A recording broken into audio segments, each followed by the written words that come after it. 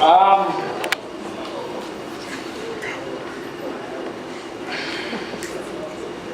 allege this does correlate because I like to talk about honesty, and this is somewhat what that has to do with.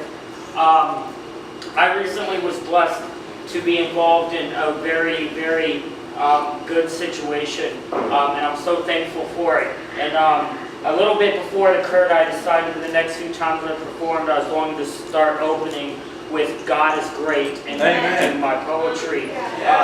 The issue with that is I started going "God is great" and immediately moving into my poetry, and it started feeling very dishonest of me because I wasn't actually saying what I intended to say. I was just saying the words "God is great" and then moving on from the topic.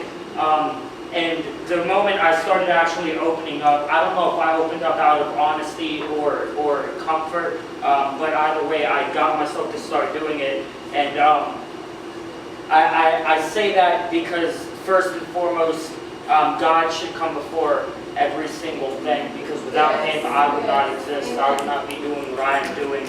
And whether you believe in it or not, you would not be here and you would not be doing what you are doing.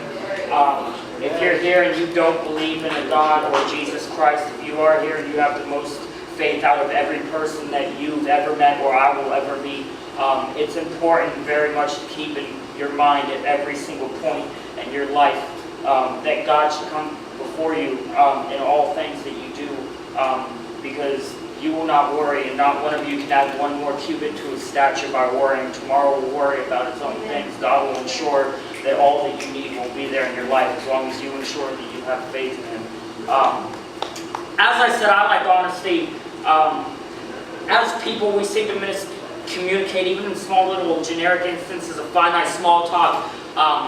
We use fallacies and facades, things even as minuscule as, hey, I like that shirt, or those are nice shoes, or beautiful earrings. For some reason, we use as mazes and hedges just to get through to each other false things. And even if your heart and your mind is thinking unpure things, I know that the honesty inside of you feels that there is purity inside of you. It's what a conscience is, it's what a soul is, and it drives you to want things that are actually good for you in your life. And I thought about one day how nice it would be if every once in a while we actually sought out the pure honesty inside of ourselves and approached the relationships and the little moments with each other, even if we only have a few minutes with each other, striving for that honesty. And I started to wonder one day how nice it would be if every once in a while someone walked up to you and said things like, I like you as a person. And your finite flesh, trembling on the inside, though you may be, as if we don't see that you're more afraid of scars than the people that actually leave them. How your arms are like doors with rusty hinges on them because they never quite open up all the way to let people in. How your fingers grow loose when you're trying to hold on to a handshake because you're too busy trying to hold on to our attention long enough for us to notice that it's hard for you to hold on to anything. How you walk as if no one would notice it if you tripped over your own tongue right now. The way your hair falls, the pertinence between your breathing and the last time you cried over something more than the ending of a movie. How your mouth does not seek water before you speak because you don't fear your words are alive anymore. How if I die right now and he came casket trash, you would label it as an interesting day instead of changing your lives, even though you too know how easily good people die. How you look at us through dryness, how you break your eyeballs against the world trying so hard to see the beauty in it. How you stop and breathe as if something someone said made you go,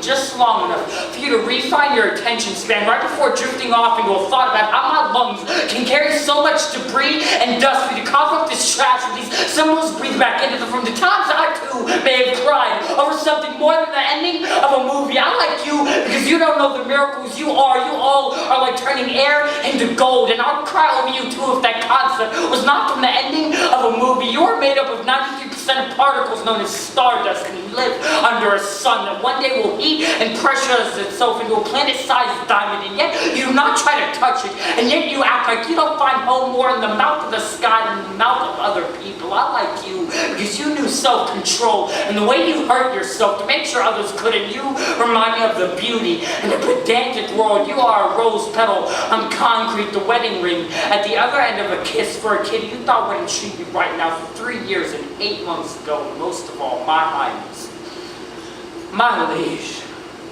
and to whom I am forever indebted for this presence. I like you because you don't know how to like yourself sometimes.